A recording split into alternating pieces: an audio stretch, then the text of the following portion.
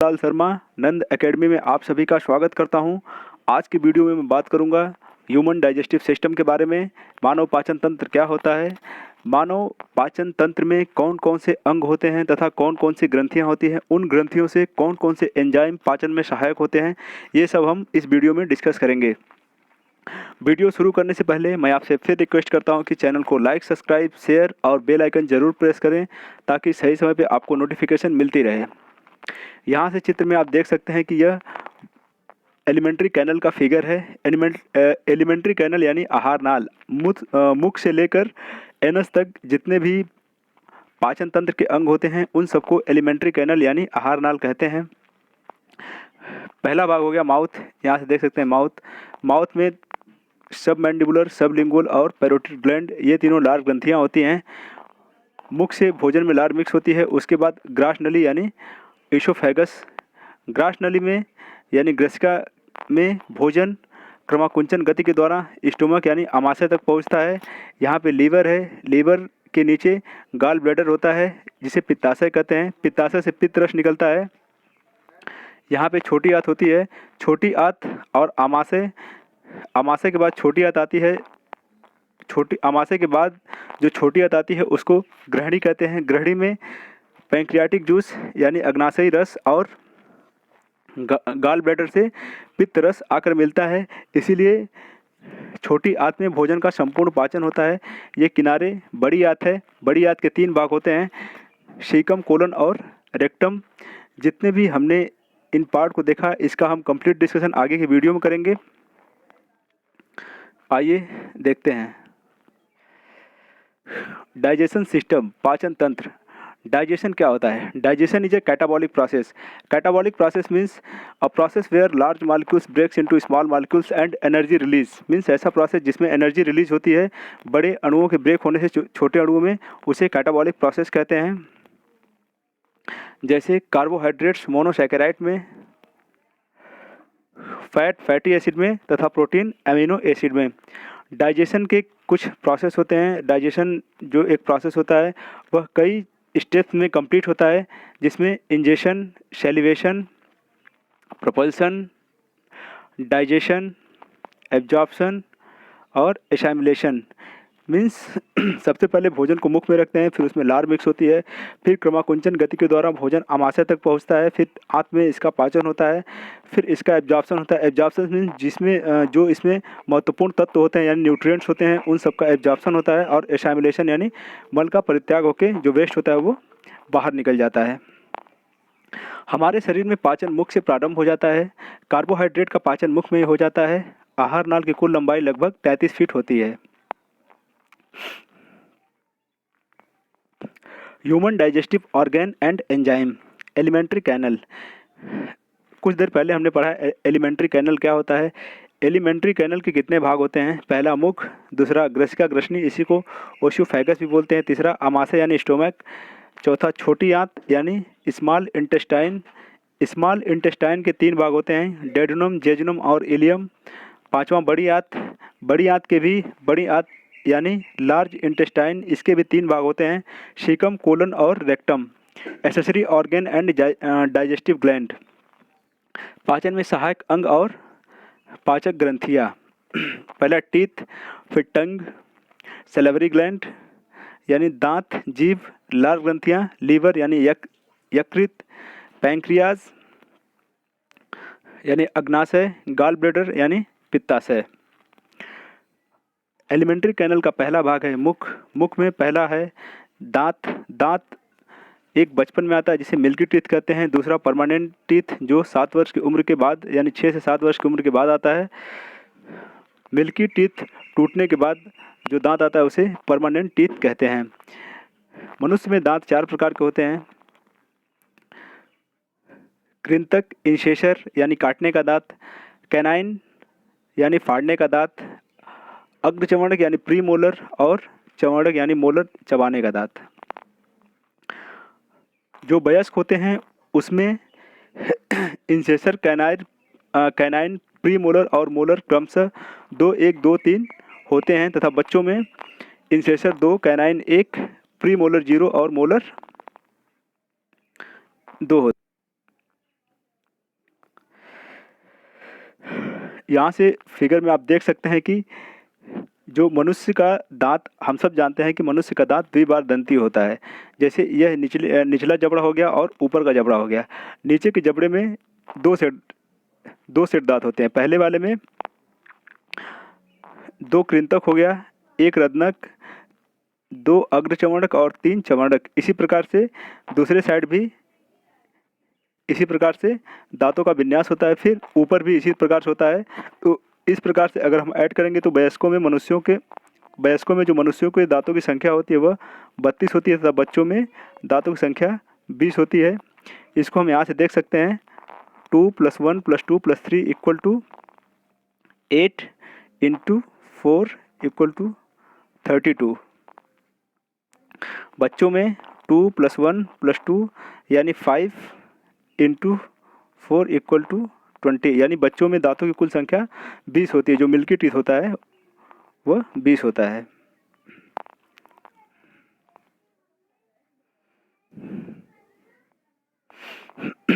अब जीभ की स्टडी करने से पहले पढ़ लेते हैं लार ग्रंथियाँ यानी सैलिवरी ग्लैंड। सैलिवरी ग्लैंड 3 प्रकार की होती है, सब मैंडिबुलर, सब लिंगुअल और पैरोटिड। पैरोटिड सबसे बड़ी लार ग्रंथि होती है। अगर यह वायरस से अफेक्टेड हो जाती है तो मम्स नामक बीमारी हो जाती है, जिसे हिंदी में गलसुआ भी कहते हैं। यहाँ से देख सकते हैं जो लार ग्रंथियाँ होती हैं उनकी पोजीशन कहाँ कहाँ होती है।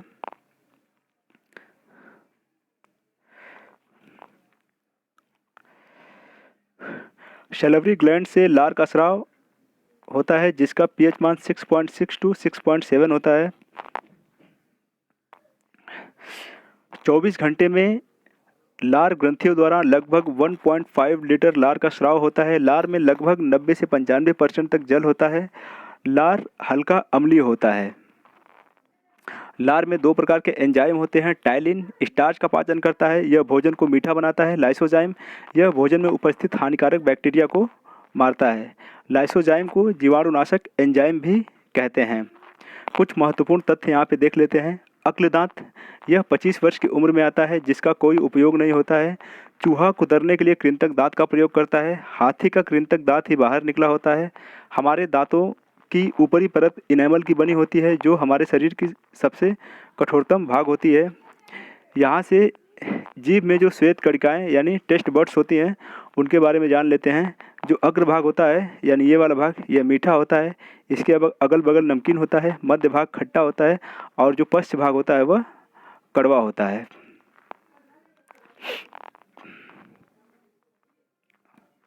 ग्रसिका आहार नाल का मुख के बाद जो दूसरा भाग है उसे ग्रसिका कहते हैं। इसमें कोई पाचन नहीं होता है। ग्रसिका से भोजन क्रमाकुंचन गति के द्वारा आमाशय तक पहुंचता है। आमाशय की लंबाई 25 सेंटीमीटर होती है। जठर रस आमाशय से निकलता है जिसका पीएच मान 1.5 होता है। इसमें प्रमुख तत्व होते हैं पेप्सिन, रेनिन, HCl तथा जल। पेप्सिन यह प्रोटीन का पाचन करता है, प्रोटीन को पेप्टाइड्स में बदल देता है। यह तथा रेनिन यह मिल्क में उपस्थित केसिन नामक प्रोटीन का पाचन करता है। जो रेनिन होता है वो बच्चे अगर दूध पीते हैं तो दूध में केसिन नामक प्रोटीन होता है जिसका पाचन रेनिन करता है। HCl यह पेप्सिन और रेनिन को काम करने के लिए अम्लीय माध्यम बनाता है। और जठर रस में गैस्ट्रिक जूस में जल होता है। हमारे आमाशय में म्यूकस लेयर होती है जो HCl को स्टोमक वाल तक आने से रोकती है। जब HCl का स्राव ज़्यादा मात्रा में होने लगता है तो स्टोमक वाल नष्ट होने लगती है, जिसके फलस्वरूप अल्सर नामक बीमारी होने लगती है। जब HCl का स्राव ज़्यादा मात्रा में होता है तो एसिडिटी हो जाती है, जिसे दूर करने के लिए हम इनो लेते हैं और इनो में मैग्नीशियम हाइड्रॉक्साइड होता है जो क्षारीय होता है। यह आमाशय का चित्र है। यहाँ से यह आमाशय तो हो गया और यह छोटी आंत का पार्ट है जिसे ग्रहणी कहते हैं। इसी भाग में मतलब छोटी आंत के इसी भाग में अग्नाशय से अग्नाशयी रस और पित्ताशय से जठर रस आकर मिलता है और भोजन का संपूर्ण पाचन होता है।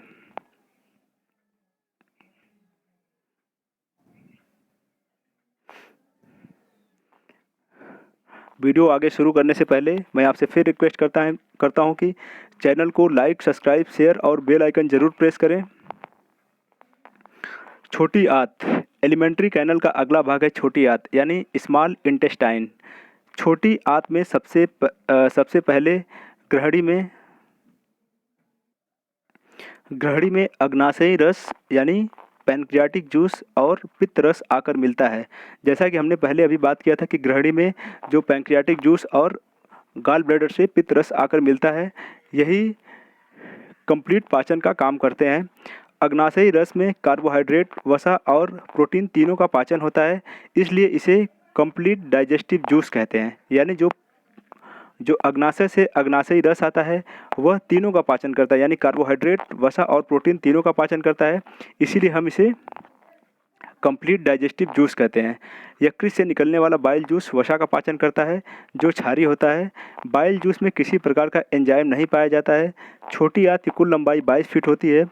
आंत रस कार्बोहाइड्रेट को पचाने के लिए माल्टोज, सुक्रोज और लैक्टोज नामक एंजाइम का स्राव करता है तथा प्रोटीन को पचाने के लिए ट्रिप्सिन नामक एंजाइम का स्राव करता है। बिलाई यानी रसांकुर न्यूट्रिएंट्स को एब्जॉर्ब करते हैं तथा ये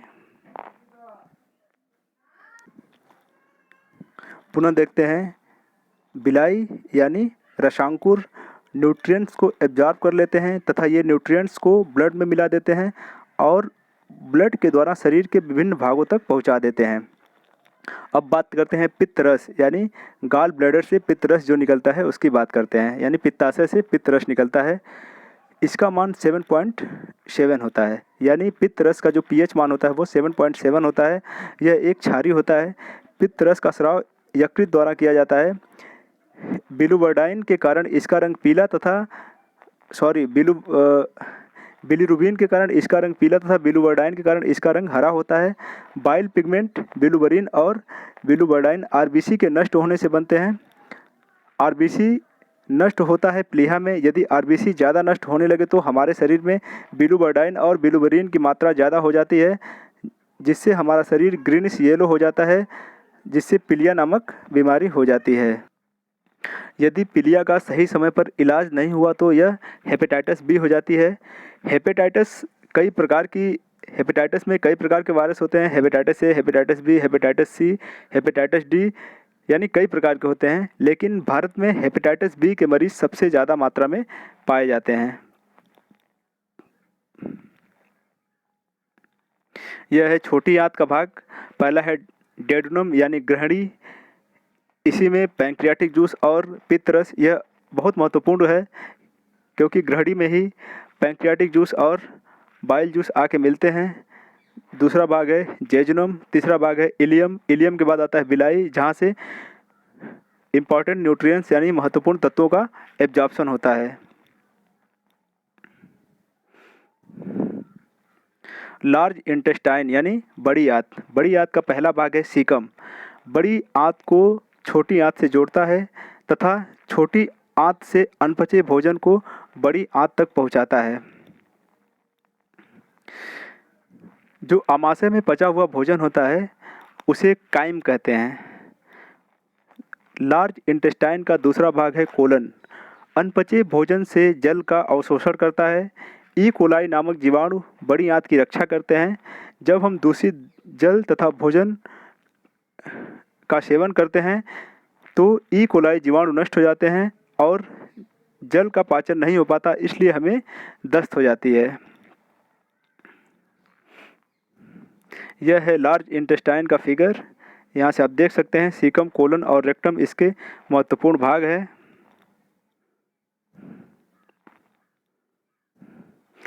रेक्टम, इसके बाद जो लार्ज इंटेस्टाइन है उसका तीसरा भाग है रेक्टम। यह वेस्टेज को एनस के द्वारा बाहर निकाल देता है। रेक्टम मीन्स मलाशय। डाइजेस्टिव एंजाइम, सबसे पहले देखते हैं प्रोटीन का पाचन।